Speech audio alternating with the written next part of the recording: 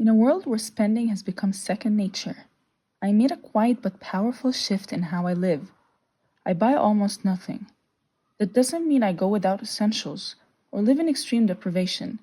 It simply means I only spend money on what I truly need: food, basic hygiene, health, housing, and transportation. Everything else, clothes I don't need, gadgets I won't use, decor to fill already full spaces, no longer gets my attention or my money. This choice isn't part of a trendy challenge or a short term experiment. It's a mindset I've adopted to regain control over my time, energy, and financial life. The decision to live this way didn't happen overnight. It was the result of realizing how much of my money was being spent unconsciously. Small purchases added up, and I often found myself wondering where my paycheck had gone by the end of the month. I wasn't in crisis, but I wasn't truly in control either. What changed was my awareness. I started tracking my spending and was shocked by how often I was buying things out of habit, boredom, or emotional impulse. Once I saw the pattern, I knew I needed to stop letting my spending be automatic. So I made a simple rule: I would only buy what I needed. If something wasn't going to directly support my health, safety, or basic comfort, it didn't qualify as a purchase. That meant saying no to new clothes just because they were on sale. It meant skipping out on fast food when I already had groceries at home. It also meant letting go of the pressure to keep up, whether with trends, tech upgrades, or lifestyle expectations. I shifted from a consumer mindset to a conscious one, and it's changed everything. At first, it felt like a restriction. I'd see something I wanted and tell myself, no, you don't need it. But over time, I realized how freeing the boundary actually was. Instead of wrestling with decisions or experiencing buyer's remorse, I felt relief. The fewer things I bought, the less I had to manage, the less I had to clean, organize, or regret. My space became calmer, my mind less cluttered, and my wallet a lot more stable. I stopped looking for joy in stuff and started finding it in time, clarity, and experiences. Financially, the results were immediate. Without extra spending, I could save more, pay down debts faster, and finally build an emergency fund. I wasn't earning more money, I was just wasting less. That shift made me feel empowered. I was no longer stressed about bills or unexpected costs because I had the breathing room that comes from not living on the edge.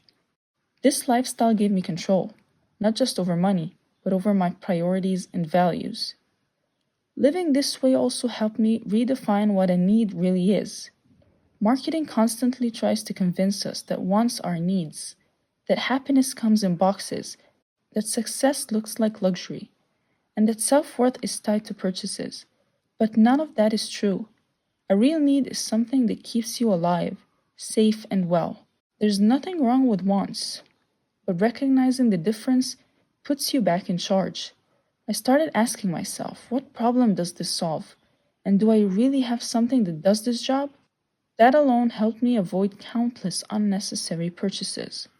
One of the most unexpectedly powerful feelings I've experienced on this journey is the sense of control I get when I see something I could easily afford and still choose not to buy it. There's something incredibly empowering about knowing I have the money, knowing I could swipe my card without worry, and yet deciding, no, I don't actually need this. It's not a feeling of restriction, it's a feeling of strength. It reminds me that I'm in charge, not my impulses, not the ads, not the momentary dopamine hit of spending. The decision, that pause, that quiet confidence, it feels better than any purchase ever has. It's proof that I've outgrown the need for things to define my happiness. And every time I walk away from something I don't need, I walk away a little freer. The surprising thing is, I haven't felt deprived. On the contrary, I feel more grateful for what I already have. I take better care of my belongings because I value them more. I cook meals at home, repair things when they break, and wear clothes until they truly need replacing. I found joy in the simplicity of enough. And perhaps most importantly, I no longer equate buying with progress. I've learned that life doesn't get better when you add more to your cart. It gets better when you subtract what doesn't serve you. Emotionally, this way of living has reduced my stress and helped me reconnect with what really matters. I don't waste time browsing stores or scrolling through shopping apps. I don't feel the anxiety of comparison or the crash that comes after impulse purchases. Instead, I focus on things that bring real value: relationships, rest, learning, creativity.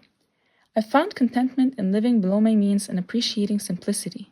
It's not always glamorous, but it's deeply rewarding. Of course, this isn't about perfection. There are still occasional purchases outside the strict definition of need, but the difference is intention. I don't buy automatically or emotionally anymore. If I spend money, it's a decision, not a reaction. And even when I choose to buy something, it's done with full awareness of its purpose and value. That mindfulness has made all the difference. If you've ever felt overwhelmed by spending, stuck in a cycle of clutter, or disconnected from your money, I want to tell you it's possible to change. You don't need to follow extreme rules or deprive yourself. You just need to pause, reflect, and get honest about what truly matters. Buying almost nothing doesn't mean living with nothing. It means living with purpose. It means spending with intention, not impulse. And it means freeing yourself from the constant pull to consume more, so you can enjoy more of what really matters. Thanks for listening to my story. If this resonated with you, consider trying a week or month where you only spend on needs, just to see how it feels. You might be surprised by what you learn about yourself, your habits, and your values. If you've already started living this way, or if you're just curious about simplifying your spending, I'd love to hear your thoughts in the comments. Let's keep the conversation going. And if you found value in this video, don't forget to like, share, and subscribe for more content about mindful living, financial freedom, and creating a life you don't have to escape from.